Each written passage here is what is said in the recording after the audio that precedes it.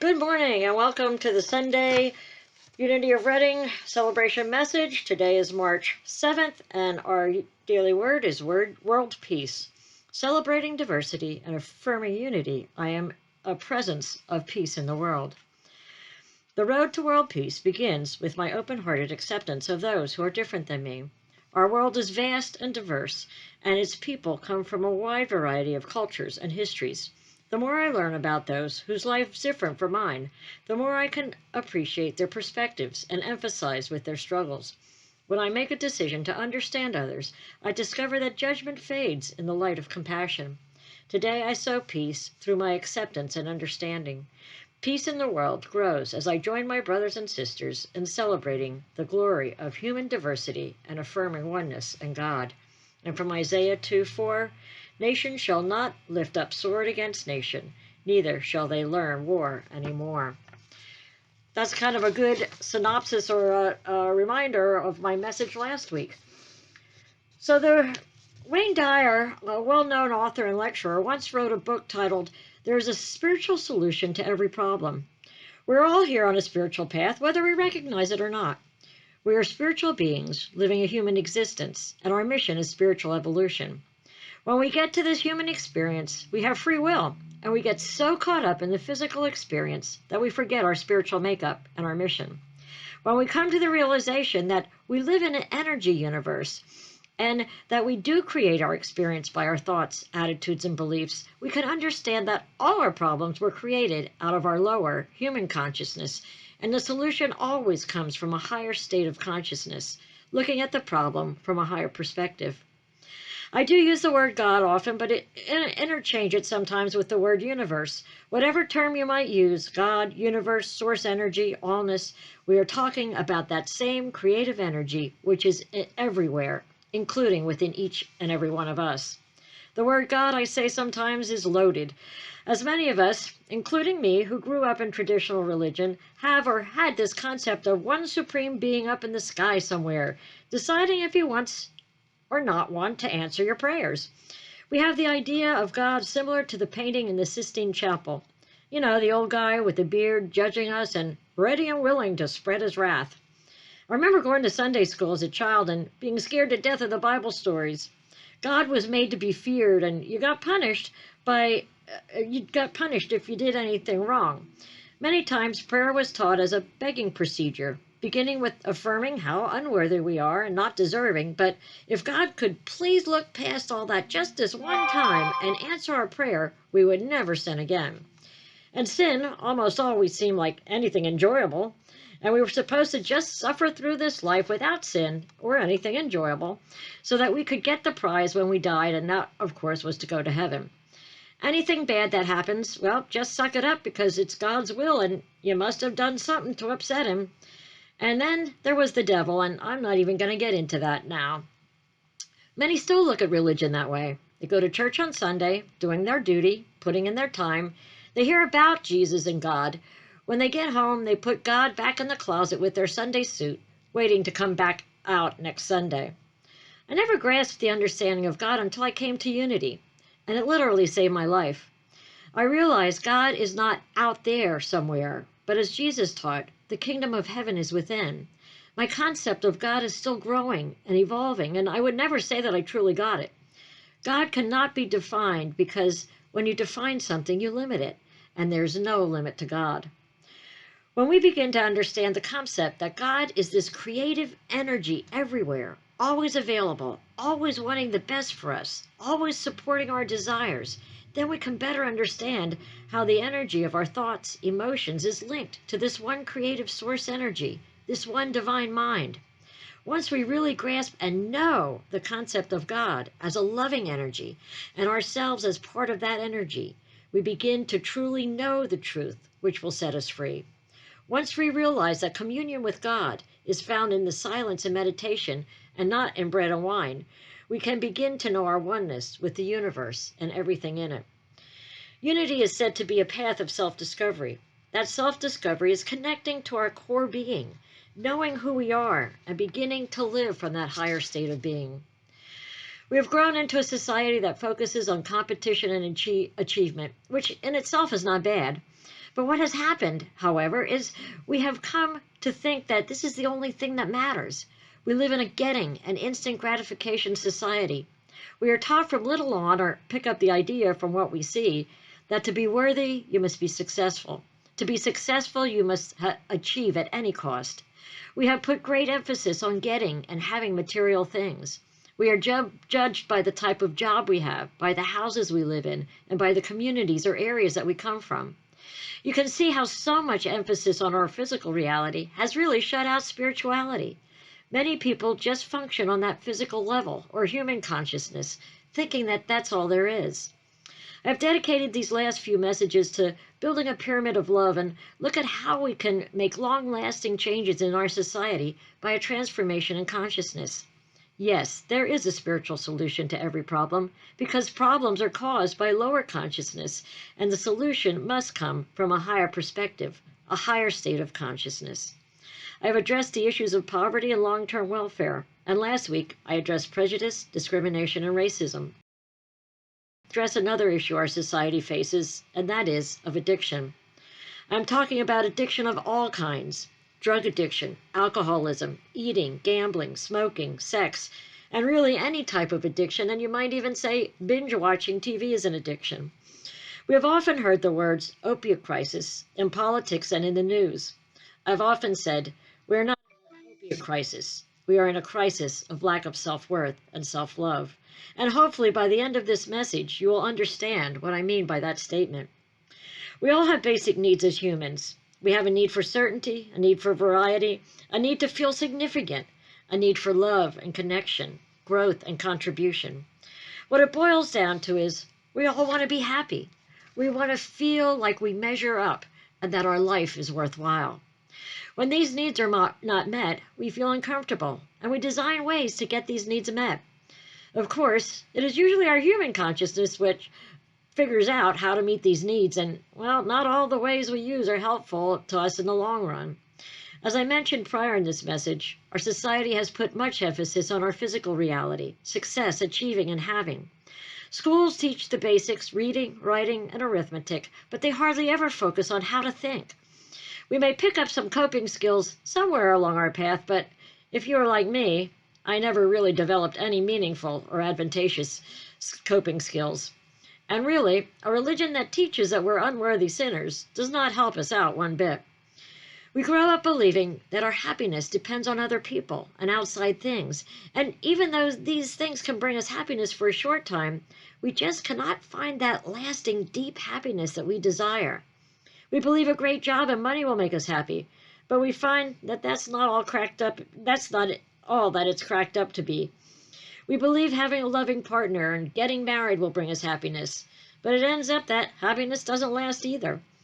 We believe that our worth lies in our achievements, but then again, there's always something more to achieve or someone more successful to compare ourselves to, so we really can't feel totally worthy.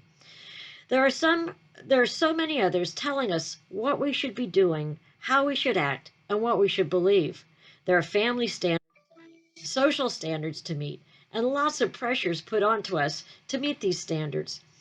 Many times we just cannot seem to meet all those standards, and we feel like we made the grade, that we fit in, or that we feel good enough. We feel like to be worthy of love, we need to fill all these standards. We must have certain things, achieve certain goals, look a certain way, act in certain ways, believe certain things.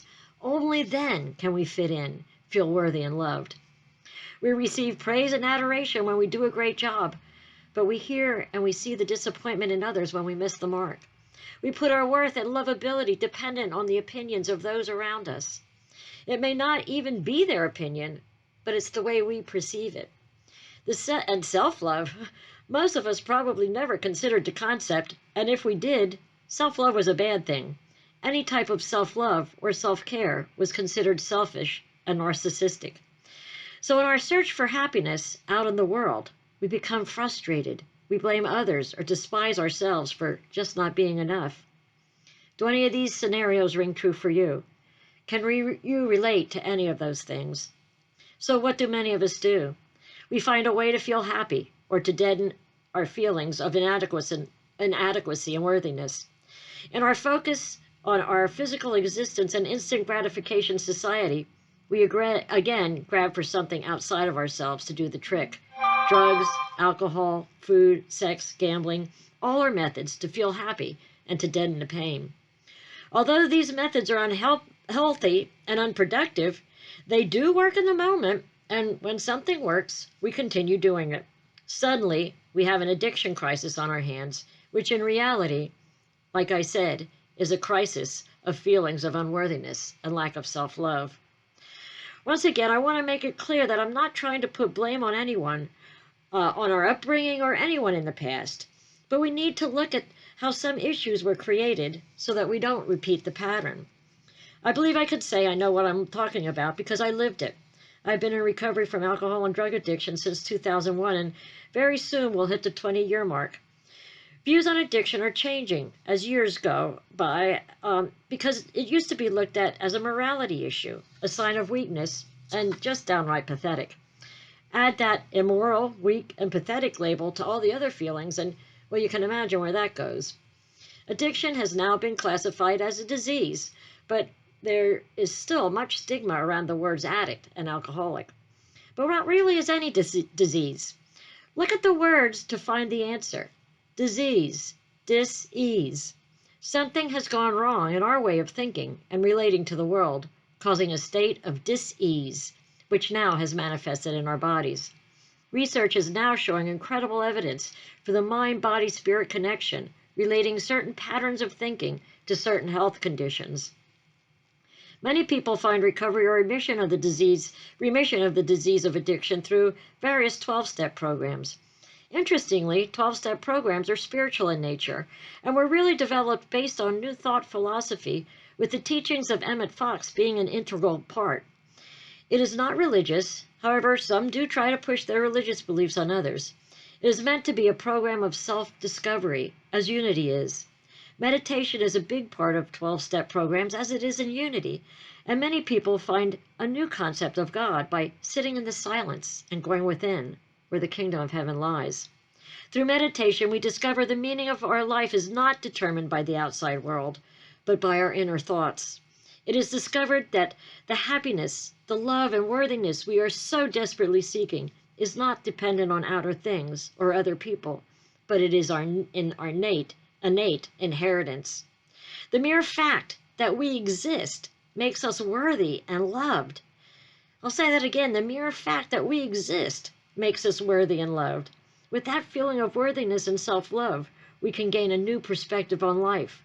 We can discover who we are, a spiritual being, worthy of the kingdom, and we can begin living life from a higher perspective. Smart Recovery is a program based on CBT techniques. CBT is cognitive behavioral therapy. So basically, it is changing the way we think. This is what I somewhat call spirituality through the back door, because any change to a higher level of thinking is consciousness transformation, whether you call it spiritual or not. I've had the incredible opportunity to work with many people who first come into recovery. Most times they are self-loathing and feel hopeless. I'll never forget this one young man I spoke with about recovery being not only about giving up the drugs, but a new way to look at life. At the end of our conversation, I encouraged him to be open and grasp as much as he could because he was worthy of a different kind of life. I could see tears well up in his eyes, and he looked at me and he said, "You really mean that, don't you? No one has ever told me that I was worthy." I believe one of the most powerful statements I've heard said in 12-step programs is, "Let us love you until you can love yourself." Every day, we all have the opportunity to change lives and to eradicate the disease of addiction and probably many other diseases and issues that plague our society as well. It is through acknowledging and living the love and the worthiness which we are and expressing it to others. But first, we must feel it ourselves. Spiritual growth is a do-it-yourself program. You can learn the spiritual truth, the spiritual laws, affirmative prayer, and meditation. But until you experience it for yourself, they're just words. Knowledge must be put into use before it becomes power. I doubt that is anything new to those who are listening. Again, it is just a reminder to not only talk the talk, but to walk the walk. Jesus told us to love your neighbor as yourself.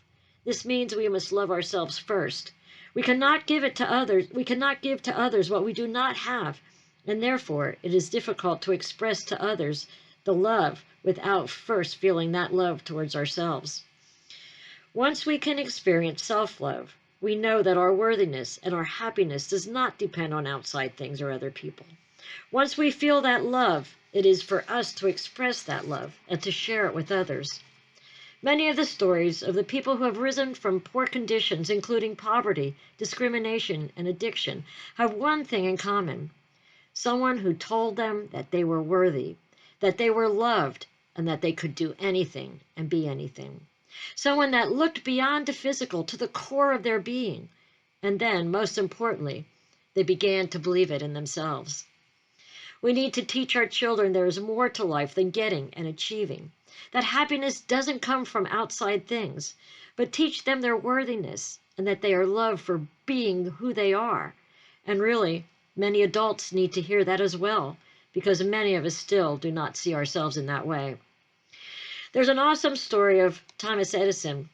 One day when Thomas Edison was just a boy, he came home after school one day and gave this paper to his mother. He told her, "My teacher gave this paper to me and told me to only give it to my mother."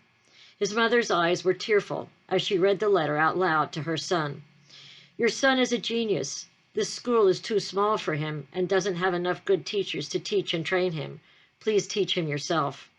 Several years later, after Edison's mother died and he was now one of the greatest inventors of the century, Thomas was looking through some old family things when he came across a folded paper in the corner of a drawer in a desk.